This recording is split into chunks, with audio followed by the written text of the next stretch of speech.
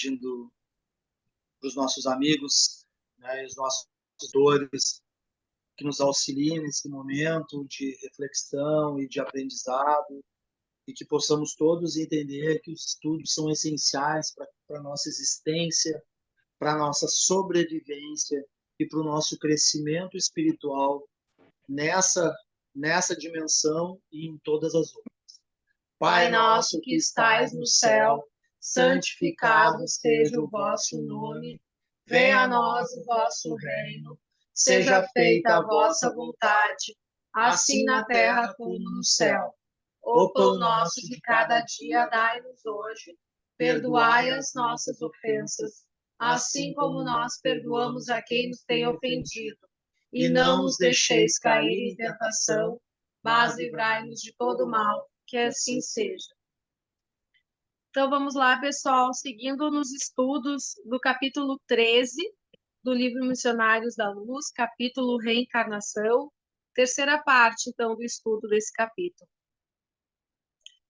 Compreendi a delicadeza dos esclarecimentos e, sequioso de informações referentes ao assunto, interroguei.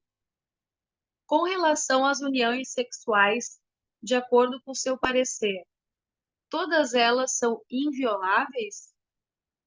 Isto não, aduziu o instrutor atencioso. Você não deve esquecer que aludi aos lares em bases retas.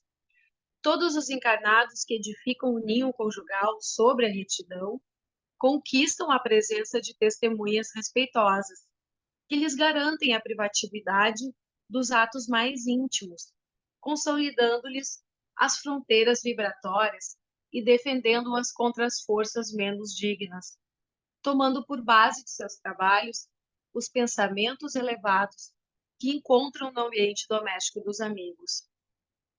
Não ocorre o mesmo, entretanto, nas moradias cujos proprietários escolhem baixas testemunhas espirituais, buscando-as em zonas inferiores. A esposa infiel aos princípios nobres da vida em comum e o esposo que põe sua casa em ligação com o meretrício não devem esperar que seus atos afetivos permaneçam coroados de veneração e santidade. Suas relações mais íntimas são objeto de participação das desvairadas testemunhas que escolheram. Tornam-se vítimas inconscientes de grupos perversos, que lhes partilham as emoções de natureza fisiológica, induzindo-as à mais dolorosa viciação. Ainda que esses cônjuges infelizes estejam temporariamente catalogados no pináculo das posições sociais humanas, não poderão trair a miserável condição interior. Sequiosos que vivem de prazeres criminosos, dominados de estranha e incoercível volúpia. A resposta impressionante de Alexandre surpreendeu-me. Compreendi com mais intensidade que cada um de nós permanece com a própria escolha de situação em todos os lugares.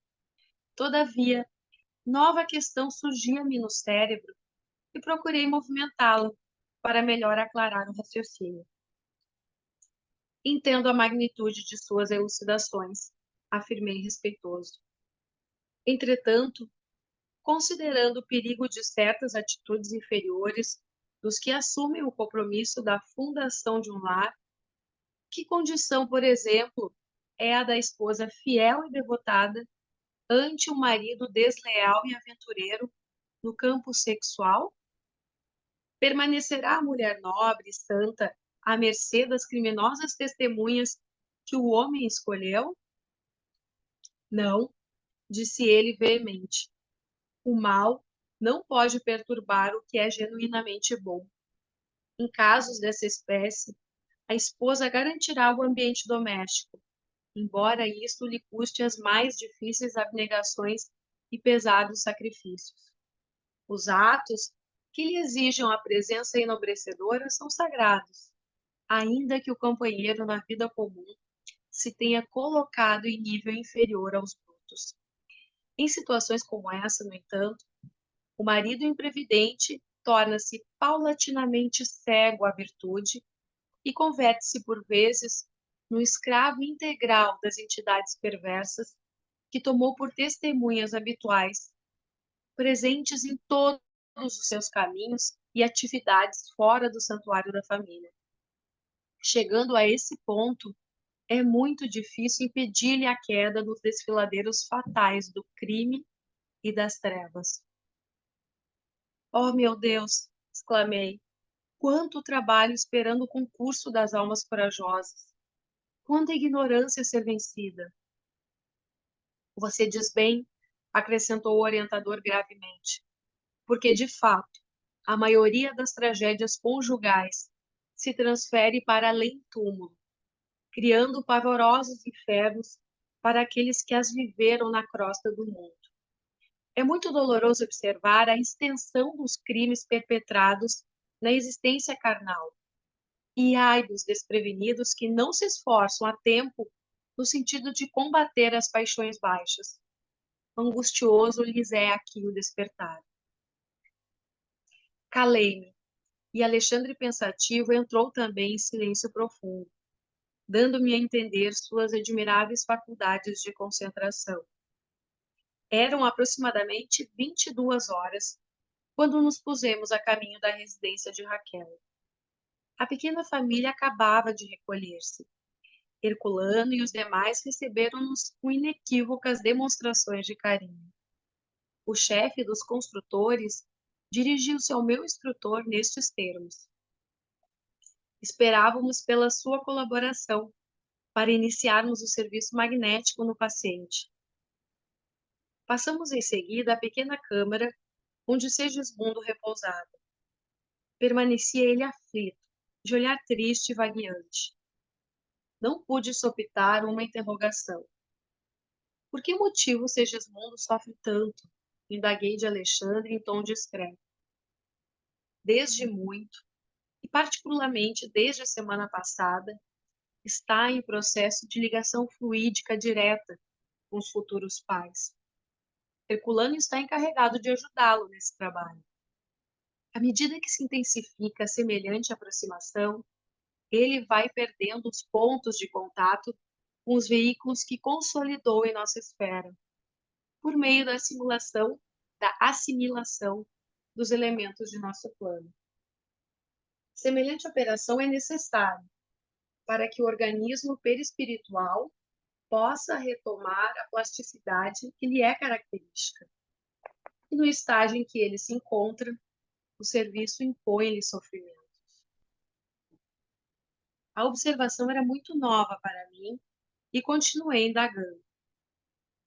Mas o organismo perispíritico de Segismundo não é o mesmo que ele trouxe da crosta ao desencarnar pela última vez? Sim, concordou o orientador. Tem a mesma identidade essencial. Todavia, com o curso do tempo, em vista de nova alimentação e novos hábitos em meio muito diverso, incorporou determinados elementos de nossos círculos de vida, dos quais é necessário se desfaça, a fim de poder penetrar com êxito a corrente da vida carnal. Para isto, as lutas das ligações fluídicas primordiais, com as emoções que lhes são consequentes, desgastam-lhe as resistências dessa natureza, salientando-se que nesta noite faremos a parte restante do serviço, mobilizando em seu auxílio os nossos recursos magnéticos. Oh, disse eu, não teremos aqui um fato semelhante à morte física na crosta? Alexandre sorriu e aqueceu. Sem dúvida, desde que consideremos a morte do corpo carnal como simples abandono de envoltórios atômicos terrestres. Reconheci, porém, que a hora não comportava longas dissertações e, vendo que o meu bondoso instrutor fixava a atenção nos construtores, abstive-me de novas interrogações.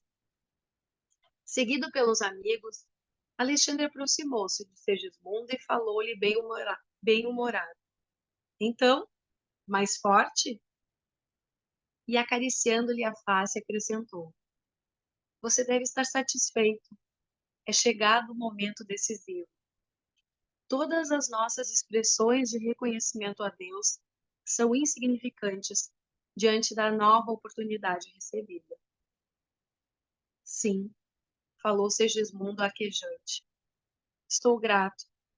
Não se esqueçam de mim, com o auxílio necessário. E olhando angustiosamente para o meu orientador, observou inquieto. Tenho receio, muito receio. Alexandre sentou-se paternalmente ao lado dele e disse-lhe com ternura: Não asile um monstro do medo no coração. A hora é de confiança e coragem. Ouça, Segismundo, se você guarda alguma preocupação, divida conosco seus pesares. Fale de tudo que constitua dificuldade em seu íntimo. Abra sua alma, querido amigo. Lembre-se de que o instante da passagem definitiva de plano se aproxima. Torna-se indispensável manter o pensamento puro, lavado de todos os detritos. O interlocutor deixou cair algumas lágrimas e conversou com esforço. Sabe que empreendi pequenina obra de socorro nas cercanias de nossa colônia espiritual. A obra foi autorizada pelos nossos maiores e, apesar do bom funcionamento, sinto que não está terminada e que tenho em sua estrutura grandes responsabilidades. Não sei se fiz bem, pedindo agora o retorno à crosta do mundo, antes de consolidar meu trabalho. Entretanto, reconheci que para seguir além, precisava reconciliar-me com a própria consciência, buscando os adversários de outro tempo, a fim de resgatar minhas faltas. E enquanto o instrutor e os demais amigos o acompanhavam em silêncio, Segismundo prosseguia. Foi por isso que insisti tanto pela obtenção de minha volta. Como poderia conduzir os outros à plena conversão espiritual diante dos ensinamentos do Cristo, sem haver pago minhas próprias dívidas? Como ensinar os irmãos sofredores, sofrendo eu mesmo dolorosas chagas em virtude do passado cruel? Agora, porém, que se aproxima o recomeço difícil, tortura-me o receio de errar novamente. Quando Raquel e Adelino voltaram, prometeram-me amparo fraternal, e estou certo de que serão dois benfeitores para mim. No entanto, aflige-me receios e ansiedades ante o futuro desconhecido. Valendo-se da pausa que se fizera naturalmente, Alexandre tomou a palavra com franqueza e otimismo. Não adianta inquietar-se tanto, meu amigo. Desprenda-se de suas criações aqui. Todas as nossas obras, efetuadas de acordo com as leis divinas, sustentam-se por si mesmas e esperam-nos em qualquer tempo para a colheita de saborosos frutos de alegria eterna. Somente o mal está condenado à destruição e apenas o erro necessita laboriosos processos de retificação. Esteja, portanto, calmo e feliz. Sua insistência pelo regresso atual aos círculos terrenos foi muito bem lembrada. O resgate do desvio de outra época concederá ao seu espírito uma luz nova e mais brilhante. Persevere no seu propósito. Valer-se da escola, receber-lhe a orientação sublime, assenhorar-se-lhe dos benefícios, representa a maior felicidade do aluno fiel. Assim, pois, Segismundo, a sua felicidade de voltar agora à esfera carnal é muito grande. Lave a sua mente na água viva da confiança em Deus e caminhe. Para a nova experiência, você não pode levar senão o patrimônio divino já adquirido com seu esforço para a vida eterna, constituído pelas ideias enobrecedoras e pelas luzes íntimas que o seu espírito já conquistou. Não se detenha desse modo em lembranças dos aspectos exteriores de nossas atividades neste plano. Persistir em semelhantes estados da alma poderá trazer consequências muito graves, porquanto a sua inadaptação perturbaria o desenvolvimento fetal e determinaria a morte prematura de seu novo aparelho físico no período infantil. Não se prenda a receios pueris. É verdade que você deve e precisa pagar, mas em sã consciência, qual de nós não é devedor? Com tristeza e abatimento, nunca resgataremos nossos débitos. É indispensável criar esperanças novas. Segismundo fez um gesto significativo de afirmação e sorriu com dificuldade, mostrando-se menos triste. Não perturbe o seu trabalho valioso do momento. Recorde as graças que temos recebido e não tema. Calando-se o mentor, notei que Segismundo, sob forte emoção, não conseguia recursos para manter a palestra. Vi-o, porém, tomar a destra de Alexandre com infinito esforço, beijando-a respeitoso em sinal de reconhecimento. Ponderei então do concurso enorme que todos recebemos ao regressar ao círculo carnal. Aqueles devotados benfeitores auxiliavam Segismundo desde o primeiro dia, e ainda ali, diante do possível recuo do interessado, eles mesmos se mostravam dispostos a consolar-lhe todas as tristezas, levantando-lhe o ânimo para o êxito final. Os espíritos construtores começaram o trabalho de magnetização do corpo perispíritico, no que eram amplamente secundados pelo esforço do abnegado orientador, que se mantinha dedicado e firme em todos os campos de serviço. Sem que me possa fazer compreendido de pronto pelo leitor comum, devo dizer que alguma coisa da forma de Segismundo estava sendo eliminada.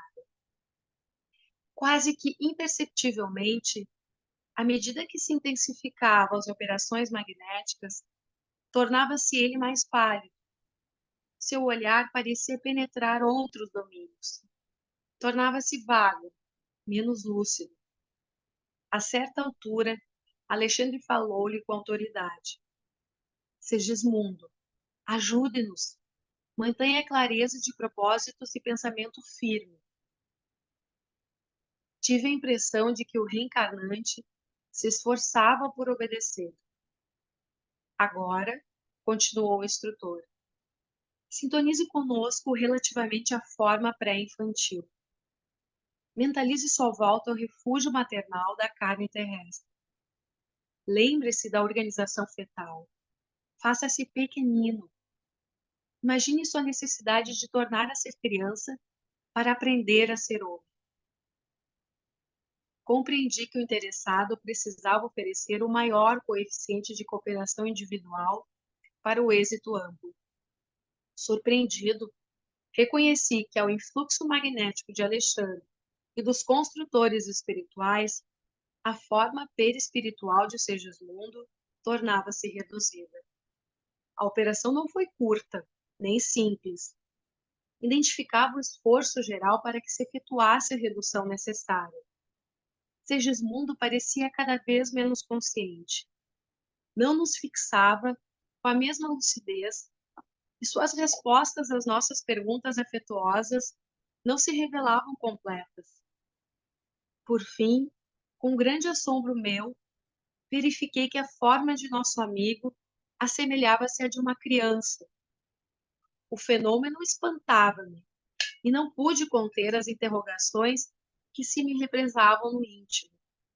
Observando que Alexandre e os construtores se dispunham a alguns minutos de intervalo antes da penetração na câmara conjugal, acerquei-me do prestimoso orientador, que me percebeu em um relance, a curiosidade.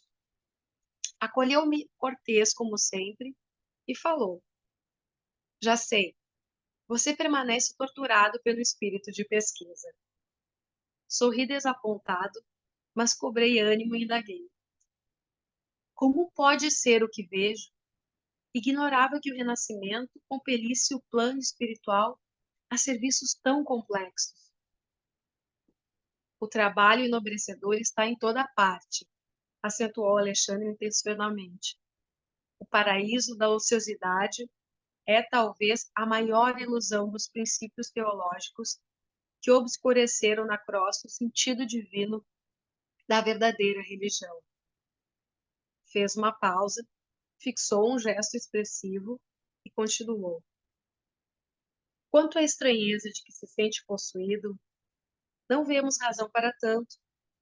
A desencarnação normal na Terra obriga o corpo denso de carne a não menores modificações. A enfermidade mortal, para o homem terreno, não deixa em certo sentido de ser prolongada operação redutiva, libertando por fim a alma, desembaraçando-a dos laços fisiológicos. Há pessoas que, depois de algumas semanas de leito, se tornam francamente irreconhecíveis. E devemos considerar que o aparelho físico permanece muito distante da plasticidade do corpo perispiritual, profundamente sensível à influenciação magnética. A explicação não podia ser mais lógica. O que vimos, porém, com Segismundo, perguntei, é regra geral para todos os casos? De modo algum, respondeu o instrutor atencioso. Os processos de reencarnação, tanto quanto os da morte física, diferem ao infinito, não existindo, segundo cremos, dois absolutamente iguais. As facilidades e os obstáculos estão subordinados a fatores numerosos, muitas vezes relativos ao estado consciencial dos próprios interessados no regresso à crosta ou na libertação dos veículos carnais.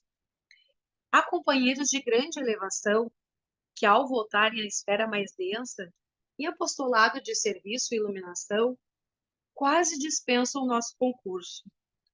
Outros irmãos nossos, contudo, procedentes de zonas inferiores, necessitam de cooperação muito mais complexa do que a exercida no caso do Segismundo. Não deveriam renascer, porém, interroguei curioso, tão somente aqueles que se revelassem preparados? Não podemos esquecer, no entanto, refutou meu esclarecido interlocutor, que a reencarnação é o curso repetido de lições necessárias. A esfera da crosta é uma escola divina. E o amor, por intermédio das atividades intercessórias, reconduz diariamente ao banco escolar da carne milhões de aprendizes.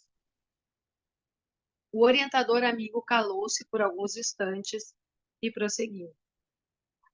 A reencarnação de Segismundo obedece a diretrizes mais comuns, traduz expressão simbólica da maioria dos fatos dessa natureza.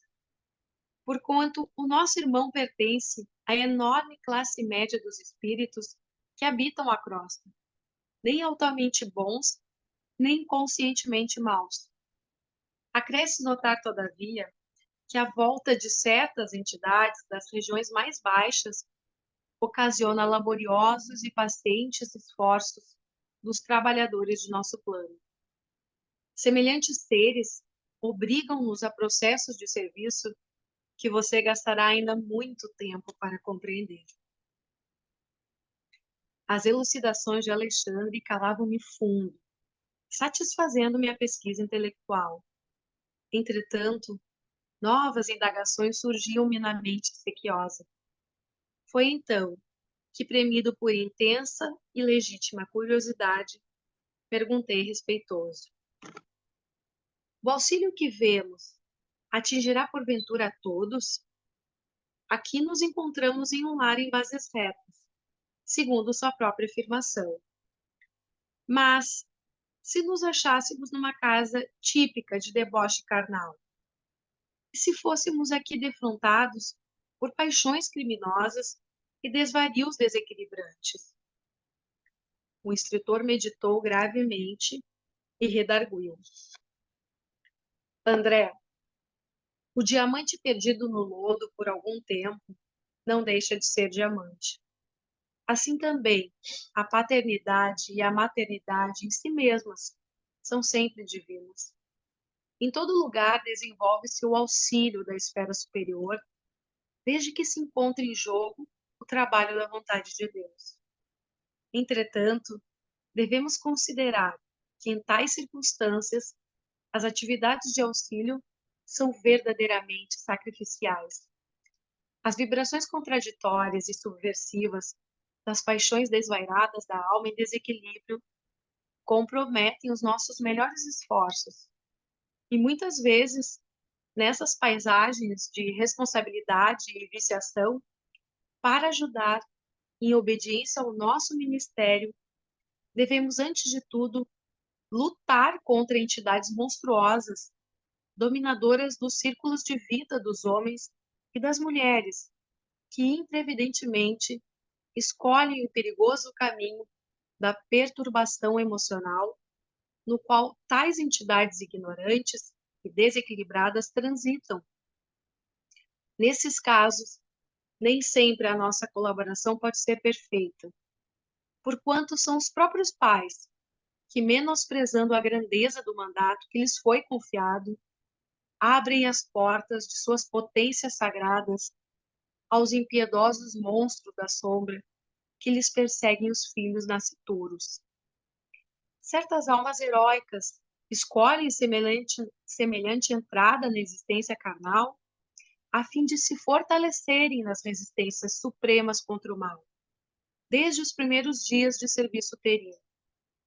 Entretanto, devemos considerar que é preciso ser suficientemente forte na fé e na coragem para não sucumbir.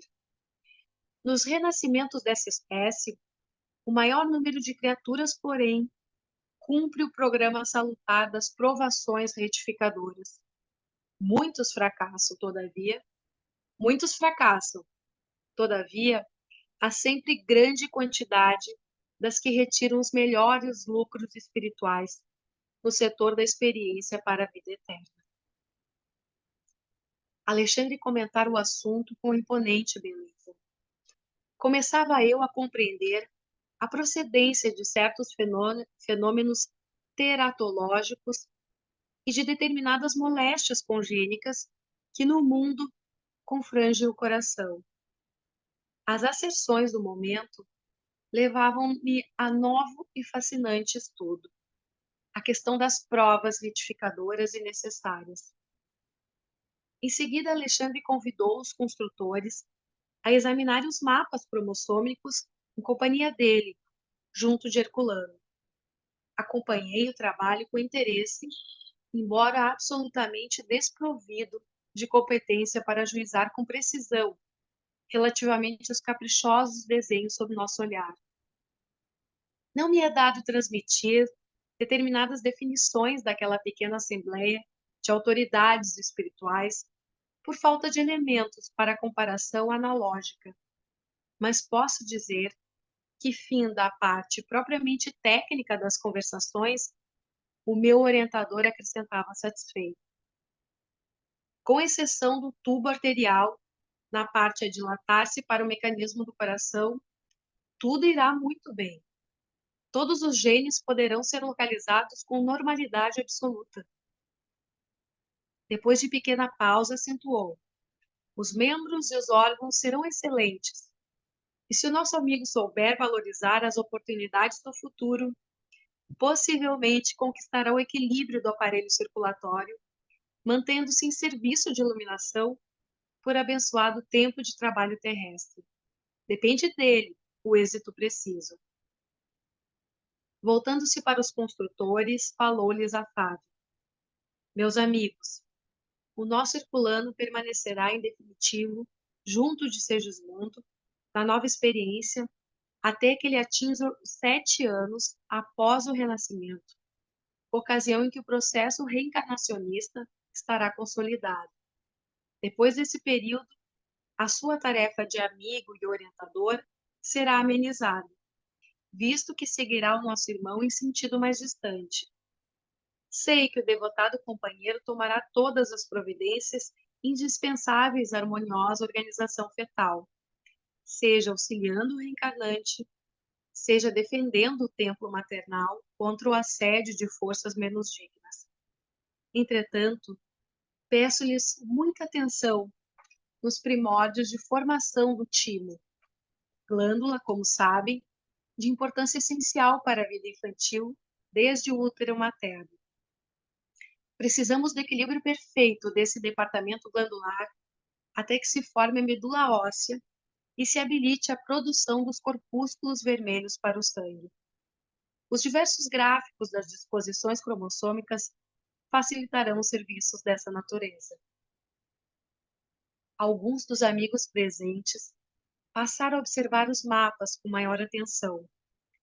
Enquanto se estendiam sob meus olhos aqueles microscópicos sinais, facultando amplo exame da célula-ovo, acerquei-me do instrutor e, sentindo mais acessível às minhas interrogações, perguntei: temos, nestes mapas, a geografia dos genes da hereditariedade distribuídos nos cromossomos. A lei da herança, porém, será ilimitada? A criatura receberá, ao renascer, a total imposição dos característicos dos pais? As enfermidades ou as disposições criminosas serão transmissíveis de maneira integral?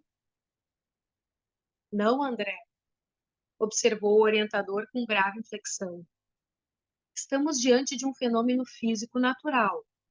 O organismo dos nascituros, em sua expressão mais densa, provém do corpo dos pais, que lhes entretém a vida e lhes criam os caracteres com o próprio sangue. Todavia, em semelhante imperativo das leis divinas para o serviço de reprodução das formas, não devemos ver a subversão dos princípios de liberdade espiritual imanente na ordem da criação infinita. Por isso mesmo, a criatura terrena herda tendências e não qualidades. As primeiras cercam o homem que renasce, desde os primeiros dias de luta, não só em seu corpo transitório, mas também no ambiente geral a que foi chamado a viver, aprimorando-se. As segundas resultam do labor individual da alma encarnada na defesa, educação e no aperfeiçoamento de si mesma, nos círculos benditos da experiência. Se o espírito reencarnado estima as tendências inferiores, desenvolvê-las-á ao reencontrá-las dentro do novo quadro de experiência humana, perdendo um tempo precioso e menosprezando o sublime ensejo de elevação. Todavia, se a alma que regressa ao mundo permanece disposta ao serviço de autoelevação, sobrepairá a quaisquer exigências menos nobres do corpo ou do ambiente, triunfando sobre as condições adversas e obtendo títulos de vitórias da mais alta significação para a vida eterna. Em sã consciência, portanto, ninguém se pode queixar de forças destruidoras ou de circunstâncias asfixiantes, se referindo ao círculo no qual renasceu. Haverá sempre dentro de nós a luz da liberdade íntima, indicando-nos a ascensão. Praticando a subida espiritual, melhoraremos sempre. Esta é a lei. Em virtude das anteriores explicações do orientador, relativamente à importância da assistência de Herculano a Segismundo reencarnado até os 7 anos, procurei obter do instrutor alguma elucidação a respeito. Pedi desculpas a Alexandre, todavia, não me pude furtar a delicada inquirição. Por que tamanho cuidado com o sangue do futuro recém-nascido?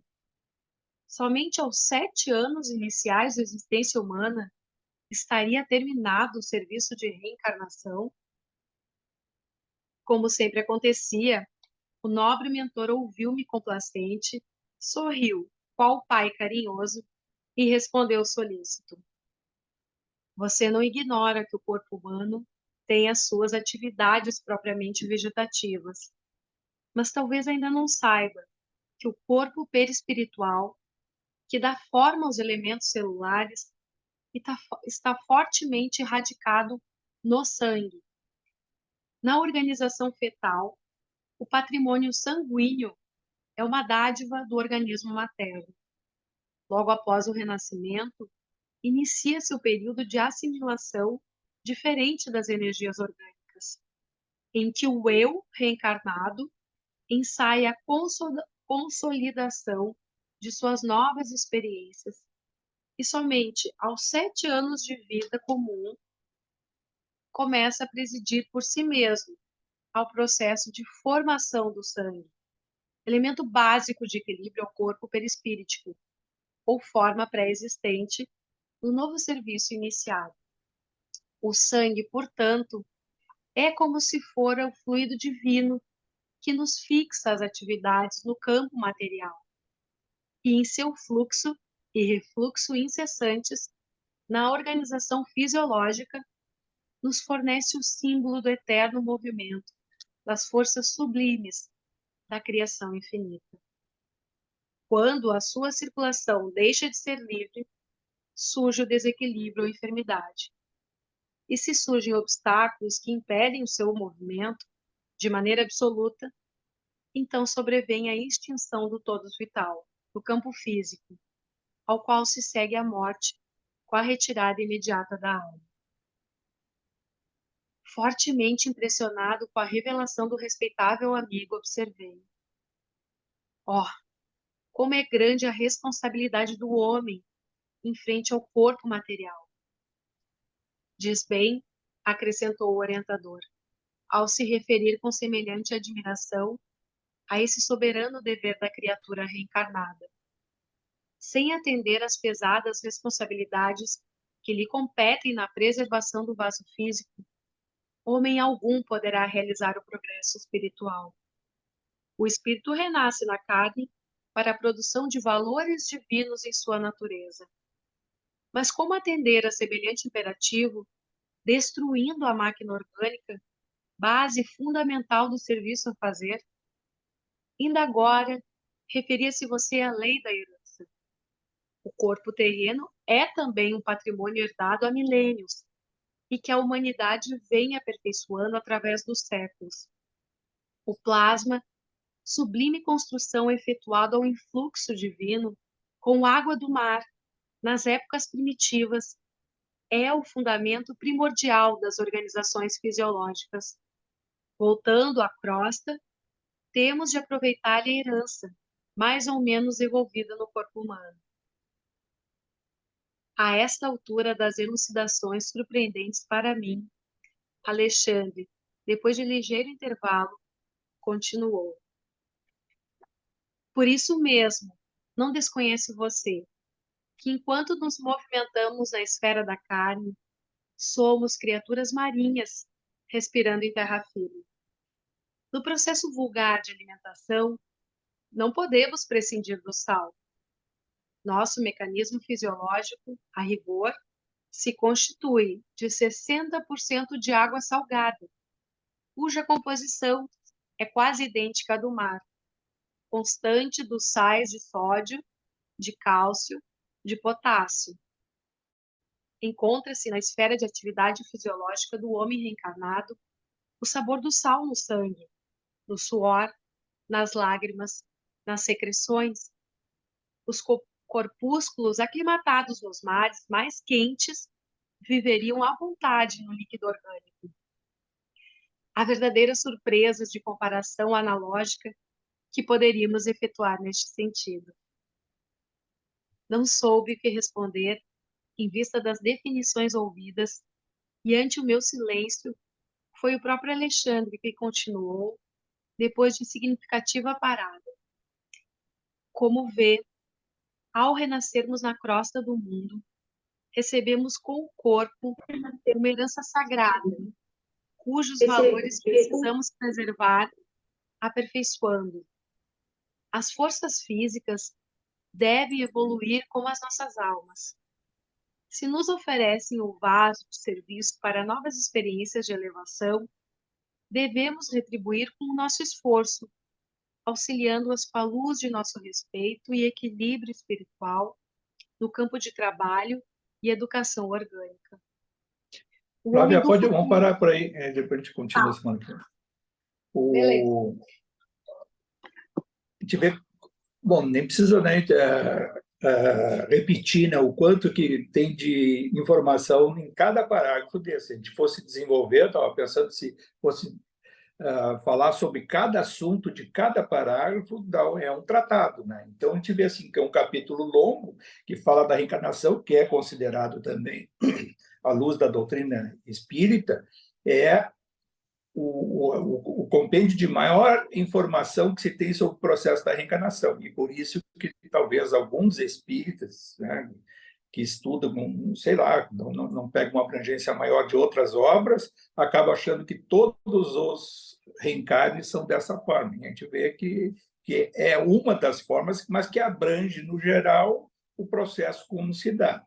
A gente vê assim, lá da parte anterior, que a gente já estudou, quando o Alexandre propõe aquela questão da união sexual que gera a fecundação, que o correto mesmo, quando há um planejamento da encarnação, da reencarnação, que haja uma união de qualidades entre dois seres, né, que vão procriar, e que as qualidades mútuas, né, que, unindo essas qualidades do casal, que vai gerar uma oportunidade evolutiva para alguém que vem no berço. Claro que aí pode se incluir aí os filhos de criação, aqueles que possam ter, sob a sua tutela, o compromisso da educação, né, da vertente que vai levar, porque a gente tem, vê na parte aí final anterior, que diz que o componente genético existe, mas nós somos uma individualidade, nós somos herdeiros de nós mesmos.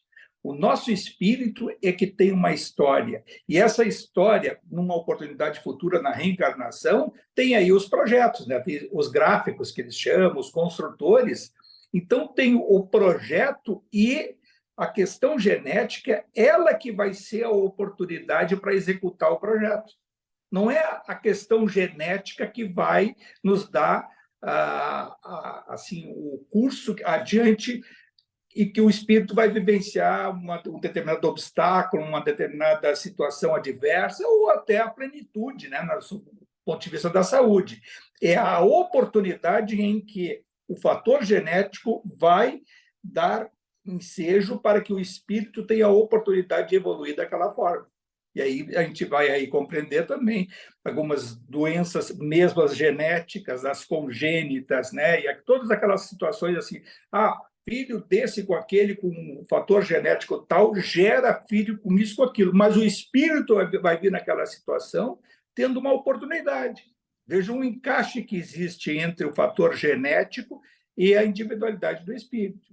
Mas o espírito não deixa de ser aquele espírito que ele é herdeiro dele mesmo, ele que tem a carga kármica, né? O somatório de efeitos como oportunidade de evoluir na oportunidade do porvir da encarnação que está sendo programada. Pode ser programada, pode ser, muitas vezes, até atraída. Existe essa questão aí. Vamos ver dois fatores, vamos ver se dá tempo de a gente falar duas questões que são fundamentais. A questão do sexo. Onde vê ali que eles estavam constrangidos, aí o André fica naquela, mas aí a hora da união, a união do ato sexual ou é depois? Claro, se sabe que é depois, tanto é que se vê pelos gametas feminino e masculino, ele vai ser horas depois, que até a questão do espermatozoide, aquele que vai percorrer mais rápido é o feminino, e aquele que vai ser o masculino que vem depois. Então, já mais ou menos se sabe como que vai se dar isso, e tanto não é neste momento que vai ser a fecundação, pode ser algumas horas depois, como aconteceu no caso. E a união sexual, o ato sexual, ele é protegido. E isso vale para todas as situações no aspecto não só quando vai reencarnar alguém, principalmente como tem um acompanhamento dessa forma aqui, como o ato sexual que não vai gerar procriação. Então, onde há um propósito sincero da ocorrência sexual, que seja de amor, que seja de um sentimento sincero, que é o que diz o Alexandre, existe a proteção para o respeito daquele núcleo em que está se dando o ato sexual, para que não haja intrusos.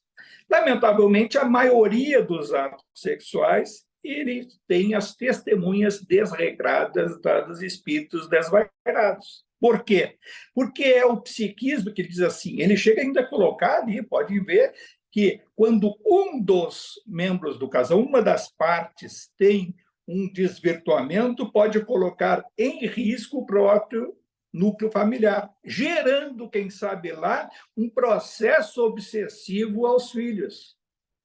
E a gente volta também, já que estávamos falando do Mensageiros, lembra daquela situação daquele médium trabalhando e que, quando chegou, foi para casa, e aí estava com a mãe, com a irmã, ou sei lá quem, e aí ele teve ele trabalhava no centro espírita, mas frequentava um prostíbulo lá, um desses aí, as boate, cabaré, seja lá o nome que foi dado ali, e que ele levava as entidades para casa, e às vezes as entidades não conseguiam entrar porque a mulher dele, que era a ligação com o alto, que tinha a proteção.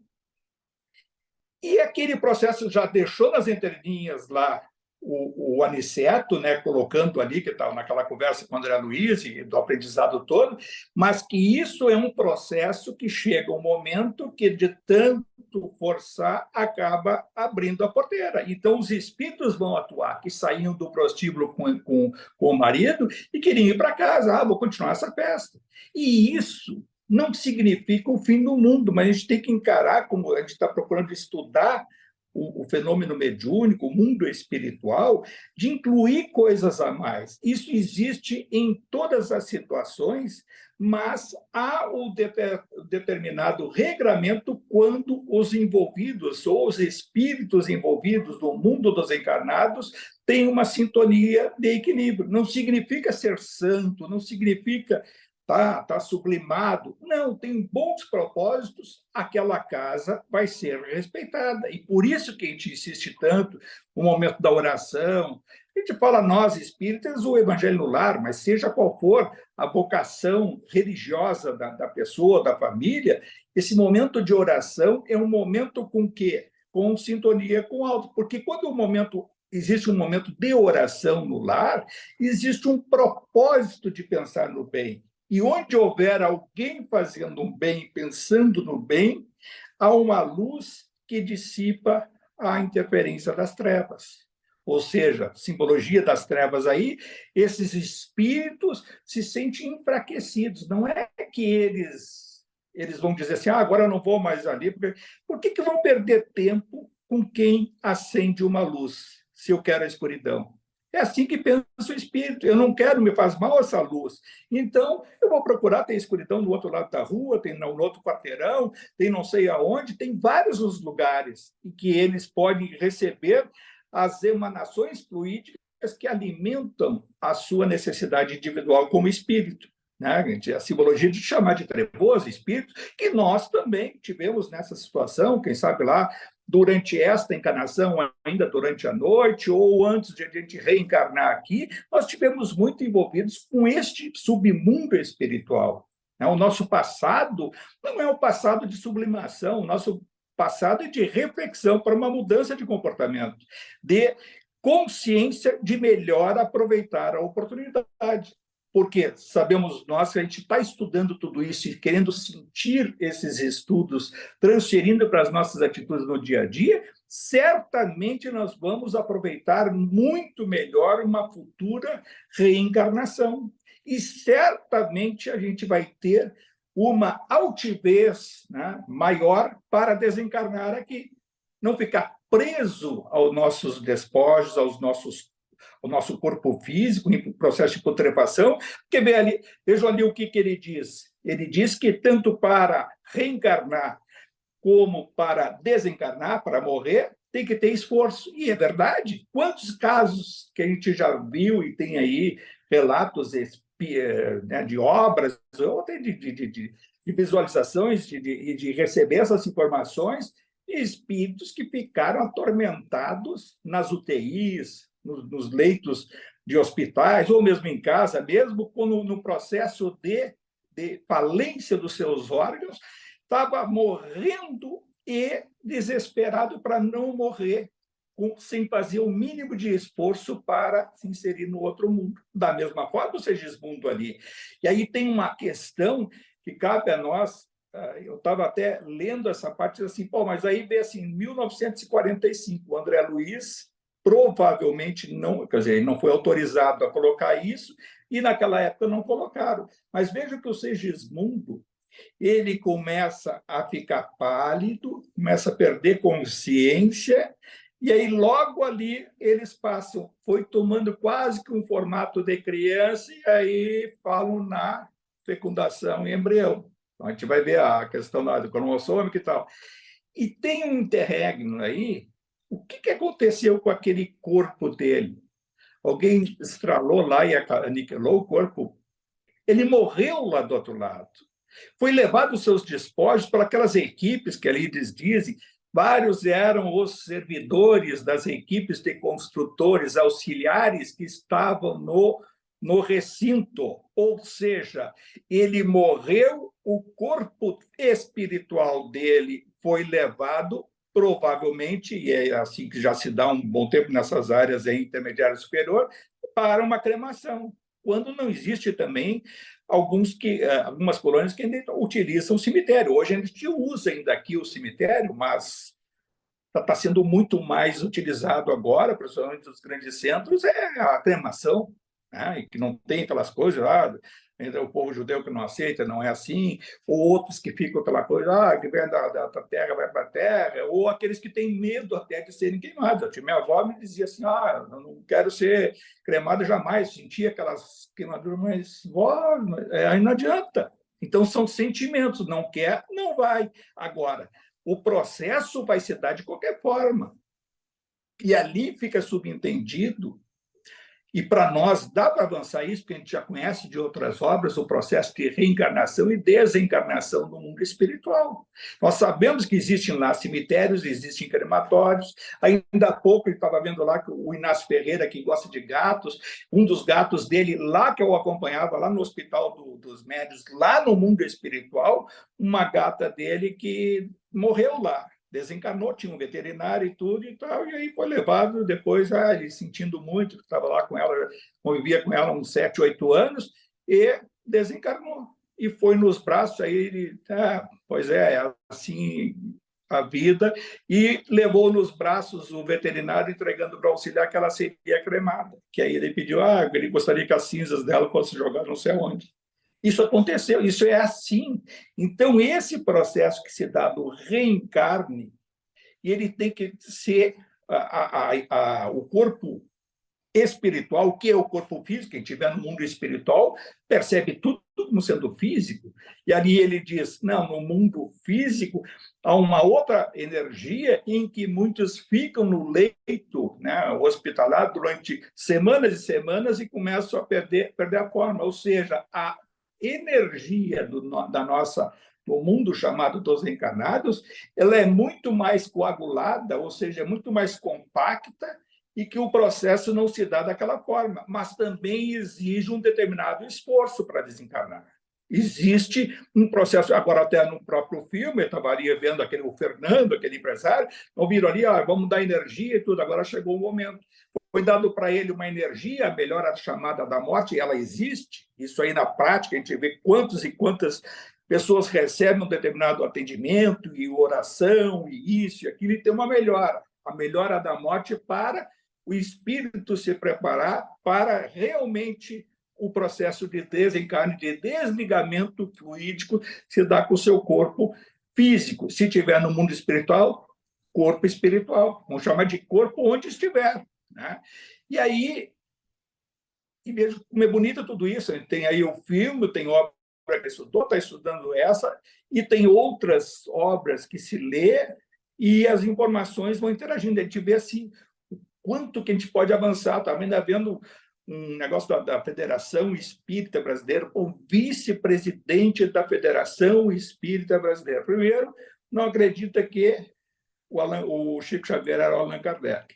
Segundo, que as obras do Chico Xavier, muitas delas eram de um espírito, né, que tinha um propósito, mas nem nem tudo dali fecha com a codificação. Quer dizer, ele está preso num passado da doutrina e querendo interpretar tudo à luz do Pentateuco do Kardec, sem ter isso, a expansão. Vai ler isso aqui e diz assim, não, mas não falou ali em mundo espiritual de enterrar o corpo. Não está escrito. Quer dizer, não consegue abrir um pouco mais a mente e conseguir relacionar isso com outras situações e muito mais por informações que vêm lá do outro lado. Assim como alguns que não são espíritas dizem, não, o Chico Xavier era um paranormal e que recebia, tem muita coisa que é da alma dele mesmo, 400 e tantos livros que psicografou, recebeu, fica com 300, então, aqueles principais, aqueles que de informação mesmo, que foge à compreensão dele. Recebeu o não espírita, vai dizer para ele,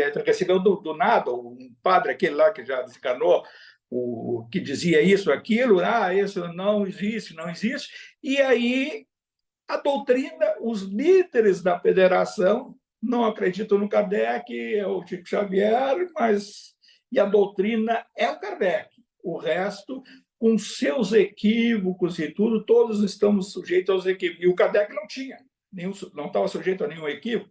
Quer dizer, estava sujeito, mas recebeu do mundo espiritual superior da luz, e a continuação da obra ela se completa, assim como não existe um complemento final com a obra do André Luiz, nem do Emmanuel, mas vem outras informações que vai abrindo a nossa mente, que se fosse em 1945, olha, agora a loucura chegou a tal ponto que tem cemitério do outro lado, que tem gravação, que complicação é essa? Morre aqui, morre lá, então morreu aqui, então eu estou morrendo aonde?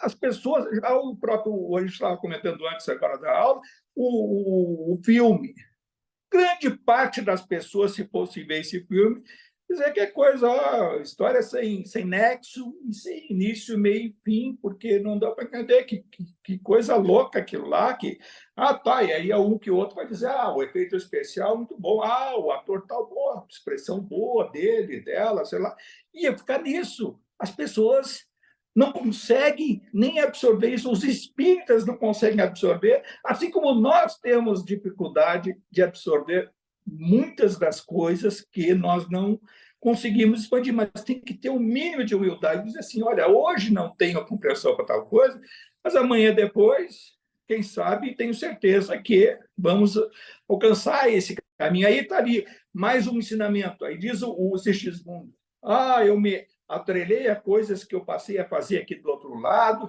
Ele tinha um centro espírita, um centro de atendimento lá do plano espiritual que foi autorizado, e ele estava preso àquilo ali e estava angustiado em reencarnar e deixar aquilo para trás. Mas isso, aí ele é dito para ele, olha, qual é o propósito? Agora é o da reencarnação. Deixa, a gente fica preso nisso no nosso dia a dia. Quantas coisas que a gente fica preso, não vou fazer isso, aquilo, o que vai ser isso? E está cheio de gente no leito da morte, eu entendo isso, porque anos atrás eu também tinha muito disso, o medo de morrer não é da morte, mas do que vai ser, porque a gente sabe, depois que é casado, tem filho, tem isso, ou tem outros familiares, ou o problema profissional, a gente vai treinando coisas, eu estou achando que isso é bom.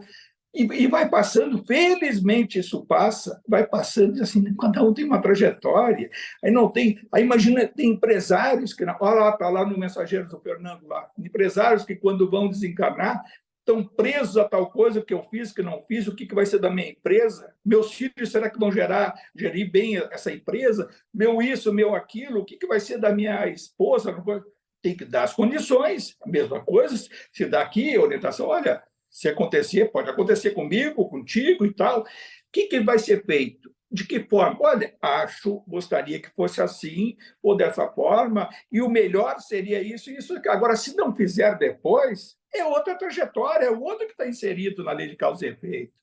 Nós vamos, da mesma forma como reencarnamos, tem que se desligar dessa coisa, e o Alexandre provoca o Sigismundo, te desliga disso aqui, foca na reencarnação. Para com esse passado, para com aquela coisa o teu medo que tu está tendo da reencarnação, com temor de vir a fracassar, está se imiscuindo, se misturando com a atividade que tu se inserisse aqui no mundo espiritual. Desliga. E isso também vale para nós. A gente está encarnado, está aqui vivendo nessa crosta aqui, e nós vamos desencarnar. Da mesma forma também, foca na hora do desencarne, é aceitar esse lado. E aí pode ser difícil para alguns, mas existe a linguagem dos anjos. Ora, segue, se tu sonhares com bons espíritos, e eles estão te dizendo, faz isso e tal, tu está sonhando que está no hospital, faz o que no teu sonho, faz o que eles estão te dizendo. Para um não espírita, isso funciona muito bem. Ah, mas e se eu sonhar com coisas ruins e pessoas, monstrengos, me chamando, me agredindo? Imagina uma luz, projeta uma luz. Imagina que o teu pensamento é um sol, uma estrela. Manda uma luz para essa imagem que tu está tendo. Que aí, instantaneamente, se isso for sincero, instantaneamente vai aparecer alguém que vai nos dar o auxílio. É assim essa linguagem do reencarne com desencarne. Se a gente não vai levar isso para o nosso propósito de multiplicar esse conhecimento, essas situações, para ajudar outras pessoas, para dar oportunidade para que outros possam se libertar dessas amarras do mundo dos encarnados, que é essa coisa que a gente fica no dia a dia, de alcançar resultados, a questão material, que é necessária, mas não é tudo, a questão de aceitar determinadas situações que são obstáculos que nós mesmos pedimos para que fossem oportunidades de repensar o logo adiante. E aí surgem as doenças, e surgem as dificuldades do nosso corpo físico, que ao passo que vai passando a nossa idade, vão ter mais dificuldade de não fazer, é o repensar determinado, para parar que essa máquina só trabalha e não pensa, vai parar mais para pensar. E quando a gente não tem muito esse propósito de repensar, acontece rupturas, vai uma fratura, é uma coisa a mais que vai aparecer à nossa frente, que vai gerar uma oportunidade de reflexão. A obra, esse capítulo é longo, mas é de muitos e muitos ensinamentos. Olha, podíamos pegar, já passou do horário, vários assuntos que são abordados, a questão essa, tanto que se falou no início do sexo, a questão essa da angústia do reencarne, do desencarne, vale para nós todos. A questão que ele tratou ali vamos ver, das angústias dele como espírito, mas todo o espírito, isso é importante a gente perceber, que todo o espírito, quando vai reencarnar, ele tem uma situação ao qual ele está atrelado do seu passado, seu inconsciente. E esse inconsciente de culpas, de coisas erradas que ele fez, ele, quando vivencia nesse passado, naquele momento, ele pode não querer reencarnar ou querer acelerar o processo de reencarne. E é isso que acontece em algumas encarnações que são compulsórias. Tem um exemplo que eu já dei várias vezes, mas isso foi bem concreto, porque foi um fato que ocorreu no Rio de Janeiro, numa favela do Rio, de um grupo de pessoas drogados, de mulheres, homens drogados, traficantes e assim, e estupros também junto no meio. E aí tinha um espírito que tinha sido assassinado dentro desse processo todo lá de perseguição de gangues, de drogas e tudo. E aí uma das mulheres que estava fértil naquele dia e que estava se drogando, ela foi estuprada por um outro drogado também. E naquele momento, o que o espírito assassinado semanas, meses antes, que estava circundando aquele ambiente, se drogando também, ele é atraído de uma forma psíquica tão forte que ela engravidou, fruto daquele estupro, daquele assassinado por uma conjunção de forças, que aí esse processo ela engravida e tudo, e aí mais adiante ela tem a criança, e mais adiante ela é assassinada nessa coisa do tráfico e tudo, o pai some e depois é preso, morre também, e esse espírito é criado pela avó, né? E aí esse processo de restabelecimento, educação difícil, e aí o relato que eu tenho é de quando era já criança, né? Se ela está ainda enganada ou não. Uma coisa aí do início desse milênio, já aí foi em 2000 e pouco isso. E isso foi um exemplo que estava sendo dado de reencarnação compulsória, ou seja, atraído psiquicamente aquele ato. Aí, veja, a gente vê quantas páginas relatando um processo de reencarnação e aquele outro, daqui a pouco, é atraído pelo processo do reencarno. E isso se dá em grande quantidade. E sabe onde é que se dá muito, muito isso? Nessas regiões de fanatismo religioso e onde tem conflitos. Aquele Oriente Médio, aqueles lá que sendo assassinado, e está isso, e é o terrorista, isso. E aí, por isso que aí a gente vai entender o psiquismo de algumas crianças com 3, 4 anos, com uma desenvoltura. Não é só a educação que receberam, já traz atavicamente isso com a própria individualidade, de pegar uma arma e de pensar que tem que defender o seu povo, já vem com aquela incutido no seu próprio espírito, no seu psiquismo, no seu inconsciente, aquela coisa de vingança, de ódio. E esse processo é um vai e vem tremendo, isso se vão aos séculos. E se a gente buscar essa história, ela tem até milênios para trás, mas é um processo que lento e gradualmente vai se depurando. No meio disso existe aquela questão do não é mais próprio a própria terra a dar oportunidade de escola para esses aí, né? Então, lento e gradualmente, a gente vai tendo essa depuração. O Saladino lá, por exemplo, que era um desses que estava lá, que foi a reencarnação do Osama Bin Laden. Bin Laden era o Saladino, e que teve lá toda aquela história lá do Oriente, que começa lá com todo aquele processo de conflito, mas o que foi 1000 anos, 1000 e poucos anos para o próprio Saladino? Veio lá do mundo espiritual e com técnicas de coisa, de autodomínio e de persuasão a uma coletividade de espíritos que lenta e gradualmente vão se desapegando. Essas chamadas ovelhas, no sentido negativo, vão se desapegando pelo processo de depuração. E quando é que nós vamos ter, no seio dessas comunidades, a luz do Evangelho? Quando espíritos abnegados, com o Evangelho na sua individualidade, ou seja, herdeiros de si próprios, tiverem a vocação de começar a reencarnar no seio dessas comunidades. É doloroso, é difícil, mas é isso que espera a cada um de nós no porvir, não vou dizer que na próxima ou nas próximas, e por isso que 100 anos, um milênio, muitas vezes são alguns instantes na nossa na vida universal. Agora, só vai se dar esse processo quando essas individualidades trouxerem no seio do seu próprio espírito a vivência do Evangelho. E quem são esses mensageiros futuros? Aqueles que se propõem hoje a estudar, a vivenciar, a usar a experiência da encarnação como meio de evoluir, depurando o seu passado, né, de coisas que nós temos que reviver e se colocando à disposição do Senhor para servi-lo onde formos chamados. Não pense que foi fácil para esses espíritos, a gente vai ver, tá, então é um Chico Xavier, o outro lá não sei o quê, quantos abnegados que estão aí no anonimato, pessoas boas se dedicando, no seio de outras religiões, né, e que são espíritos luminares. E a gente passa a compreender isso quando a gente estuda todas essas coisas, pega todo esse conteúdo e reflete sobre tudo isso. O que nós temos a ver com isso? Nós temos a ver de se dar conta o mais rápido possível para aproveitar melhor a oportunidade que surgir logo adiante.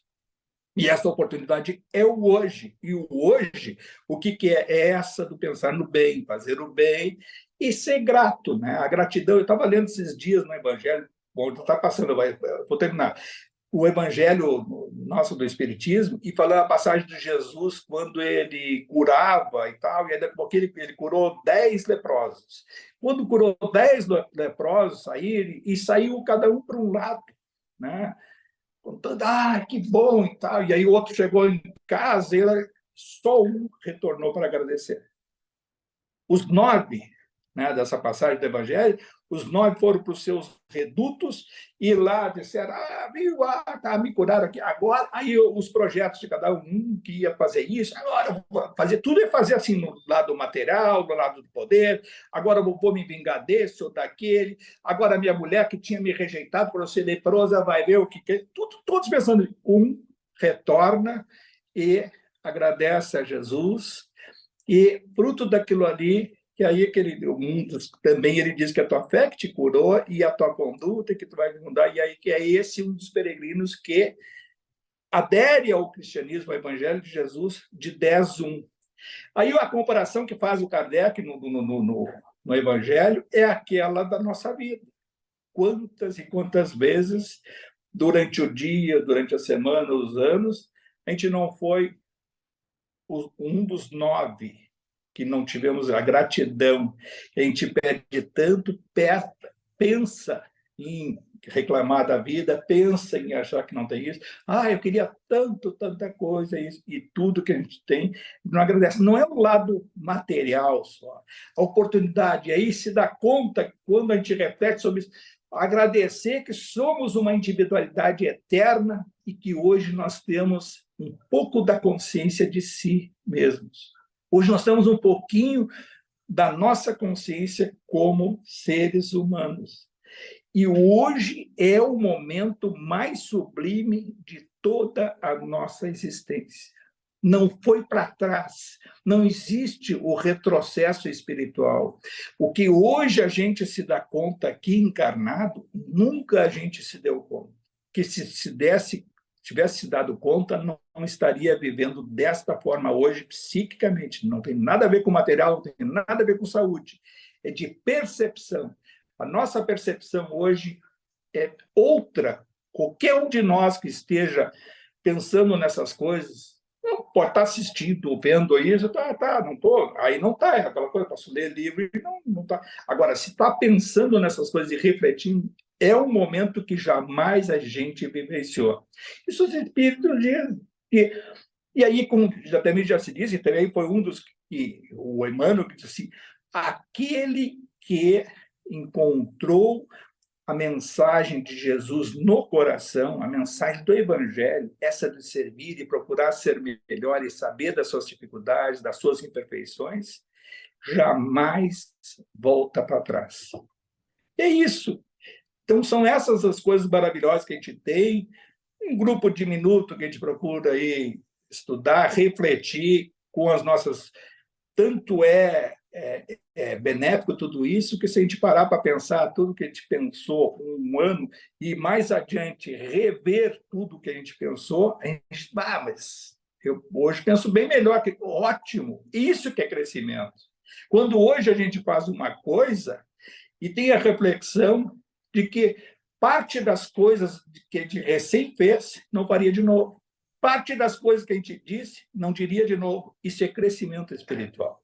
E por isso que o hoje é muito mais sublime do que o ontem. Hoje é o nosso melhor momento da nossa eternidade até esse momento. E o nosso porvir, ele é eterno. Felizmente é assim.